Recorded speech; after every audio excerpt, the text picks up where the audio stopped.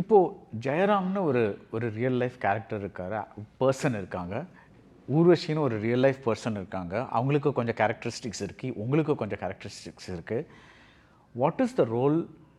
இதுலேருந்து ரொம்ப ஃபாரவே என்ன மாதிரி டோட்டலாக இல்லாத ஒரு ரோல்னால் எதுன்னு சொல்லுவீங்க?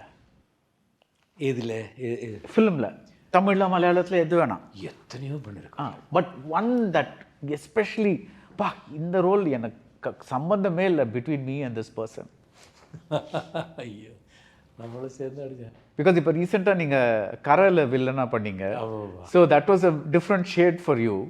பட் அதே வச்சுங்களேன், ரியல் லைஃப்பும் நான் எடுத்து கொடுத்து நீங்கள் சொன்ன எப்படி நீங்களாக சொல்லணும். இல்லை, பஞ்சவர்ண தொத்தான்னு ஒரு மலையாளம் படம் பண்ணார்.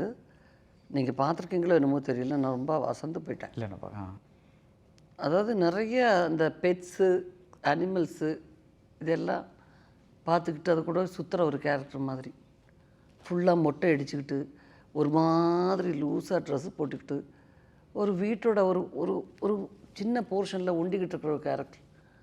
நான் இப்போ ஜெயராம் இதெல்லாம் எப்படி பண்ணார்? சம்மந்தமே இல்லை.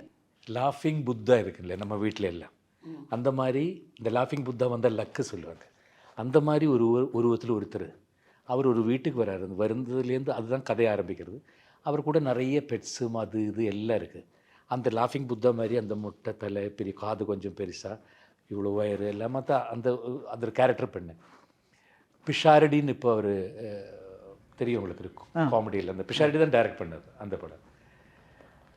அந்த கேரக்டர் பண்ணி அதுதான் உருவச்சி சொன்னது, நல்லா வந்தது, படம் நல்லா போச்சு. 60 வருட நம்பிக்கை. Anand banians and briefs.